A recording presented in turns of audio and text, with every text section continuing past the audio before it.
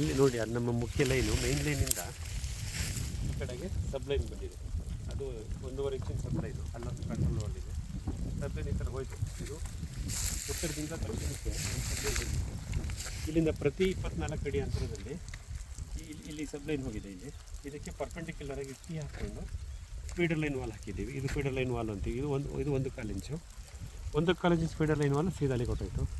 ಇದರಲ್ಲಿ 1, 2, 3 ವಿಂಕ್ಲರ್ ಸ್ಟ್ಯಾಂಡು ಮತ್ತು end cap ಹಾಕಿದ್ವಿ. 4 ಬರುತ್ತೆ. ಅಲ್ಲಿ ಮೋಟರ್ ಸ್ಟಾರ್ಟರ್ ಮೇಲೆ ಬಿಟ್ಟಿದ್ವಿ. ಬೇರೆ 4 ಬಂದಿದೆ. ಸೊ ಈ ಫೀಡರ್ ಲೈನ್ ಇಲ್ಲಿ ಹೋಯ್ತು. ಫೀಡರ್ ಲೈನ್ಗೆ 3 ಸ್ಟ್ಯಾಂಡ್ಗಳಿದೆ.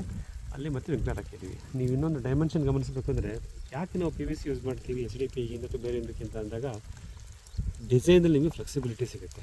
ಏನು ವ್ಯತ್ಯಾಸಗಳು ಸಿಗುತ್ತೆ ನೋಡಿ, ಇಲ್ಲಿ ಗಮನಿಸಿ. ನಮ್ಮ ಮೇನ್ ಲೈನ್ ಇದೆಯಲ್ಲ, ಅದು 75 mm,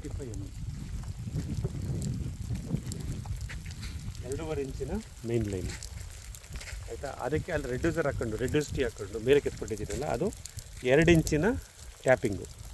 2.5 ಇಂಚಿನ ಮೇನ್ ಲೈನ್ಗೆ 2 ಇಂಚಿನ ಟ್ಯಾಪಿಂಗ್ ಮಾಡಿದ್ದೀವಿ. ಆ ಟ್ಯಾಪಿಂಗ್ ಬಂದು 63 mm PVC. ಅದಕ್ಕೆ ಮತ್ತೆ ಟೀ ಹಾಕ್ಕೊಂಡು ರೆಡ್ಯೂಸರ್ ಟೀ RT ಈ ಕಡೆ ಕಾಣಿಸ್ತಿದೆಯಲ್ಲ, ಅದು ಬಂದು 50 mm, 1.5 ಇಂಚಿಂದು. ಸೊ 2.5, 2, 1.5 50 mm ಆಯಿತಾ. ಈ 1.5 ಇಂಚಿನ ಸಬ್ಲೈನ್ಗೆ 1.25 ಇಂಚಿನ ಫೀಡರ್ ಲೈನು. ಇದು 40 mm ಅಂತೀವಿ. 50 mm to 40 mm ರೆಡ್ಯೂಸರ್ ಟೀಲ್ ಹಾಕಿರ್ತೀವಿ. ಮತ್ತು ಬಾಲ್ ವಾಲ್ ಇದೆ. ಈ 1.25 ಇಂಚಿನ ಫೀಡರ್ ಲೈನ್ ಇಲ್ದಂತ ಇದಕ್ಕೆ ಟೀ ಹಾಕ್ತಿದ್ದೀವಿ. ಯಾಕಂದರೆ ನಾವು ಸ್ಟ್ಯಾಂಡ್ ಹಾಕಬೇಕಲ್ಲ. 1.25 ಇಂಚಿನ ಫೀಡರ್ ಅಲ್ಲೋಗಿ ಟರ್ಮಿನೇಟ್ ಆಯಿತು. ಎಲ್ಲ ಪ್ರತಿ 24 ಅಡಿಗೂ 25 ಅಡಿಗೂ ಒಂದೊಂದು ಸ್ಟ್ಯಾಂಡ್ ಹಾಕಿರ್ತೀವಿ. ಈ ಸ್ಟ್ಯಾಂಡಿಂಗ್ ಮಾಡಿದ್ದೀವಿ ಅಂದರೆ 1.25ರಿಂದ 1 ಇಂಚಿಗೆ ರಿಡ್ಯೂಸ್ ಮಾಡಿ. ಇದು 1 ಇಂಚಿನ ಪೈಪು, ಅದು ಸ್ಟ್ಯಾಂಡು. ಈಗ 1.25 ಏನಾಯಿತು, ಈಗ 1 ಆಯಿತು ಅಂದರೆ 40 mm ಬಿಕಮ್ 32 mm. ಈ 32 mm ಸ್ಟ್ಯಾಂಡ್ಗೆ ಇದು 1 ಮೀಟ್ರ್ ಹೈಟ್ ಇರುತ್ತೆ ನೆಲದಿಂದ, 3 ಅಡಿ 2 ಇಂಚು. ಅದಕ್ಕೆ ಇಲ್ಲಿ FT ಅಂತ ಹಾಕ್ತೀವಿ.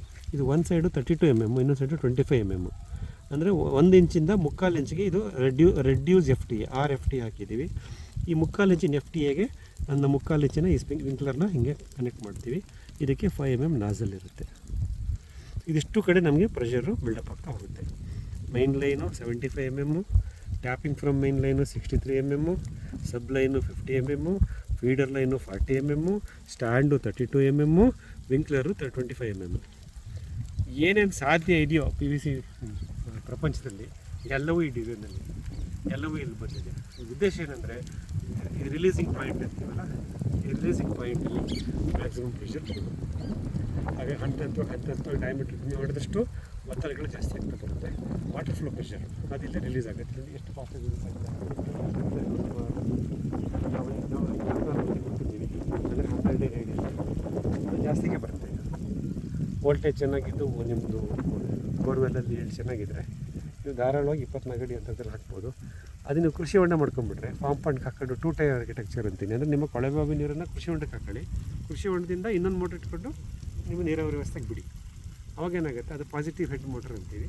ಕೃಷಿ ಹೊಂಡದಲ್ಲಿ ಮುಳುಗಿಸುವಂಥ ಓಪನ್ ವೇಲ್ ಮೋಟ್ರ್ ಇದೆಯಲ್ಲ, ಅದಕ್ಕೆ ಪ್ರೆಷರೇ ಇರಲ್ಲ, ಅದು ಆರಾಮ ತೆರಳುತ್ತೆ. ಆವಾಗ ನೀವು ವಿಂಕ್ಲರ್ ಟು ವಿಂಕ್ಲರ್ ಅಥವಾ feeder line to feeder line 24 ಬದಲು 30 ಕೊಡಿ.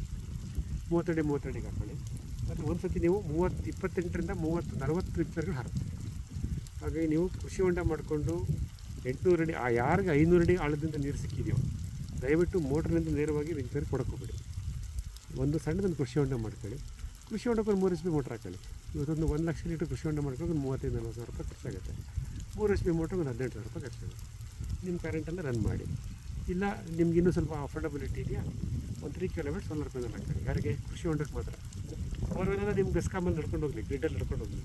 ಕರೆಂಟ್ ಇದ್ದಾಗ ಬೋರ್ವೆಲ್ ಮೋಟ್ರ್ಗಳು ತಂದು ಕೃಷಿ ಹೊಂಡಕ್ಕೆ ಹಾಕ್ತವೆ. ಬೆಳಗ್ಗೆ 10 ಗಂಟೆ 9 ಗಂಟೆಗೆ ಸೂರ್ಯನ ಬೆಳಗ್ಗೆ ಬಂದ ತಕ್ಷಣ ನಿಮ್ಮದು ಸೋಲಾರ್ ಪಂಪ್ ಸ್ಟಾರ್ಟ್ ಆಗುತ್ತೆ.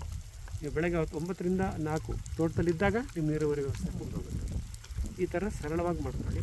ಎಲ್ಲ ವೇರಿಯೇಬಲ್ಸ್ನ ನಿಮ್ಮ ಕಂಟ್ರೋಲಲ್ಲಿ ಇಟ್ಕೊಳ್ಳಿ. ಆವಾಗ ಪರಾವಲಂಬನೆ, ಕಾರ್ಮಿಕರ ಅವಲಂಬನೆ ಎಲ್ಲ ತಪ್ಪುತ್ತೆ. ಇಷ್ಟು ನಮ್ಮ ಅನುಭವಗಳು ನಾವಿಲ್ಲಿ ಥರ ಮಾಡ್ತಾಯಿದ್ದೀವಿ.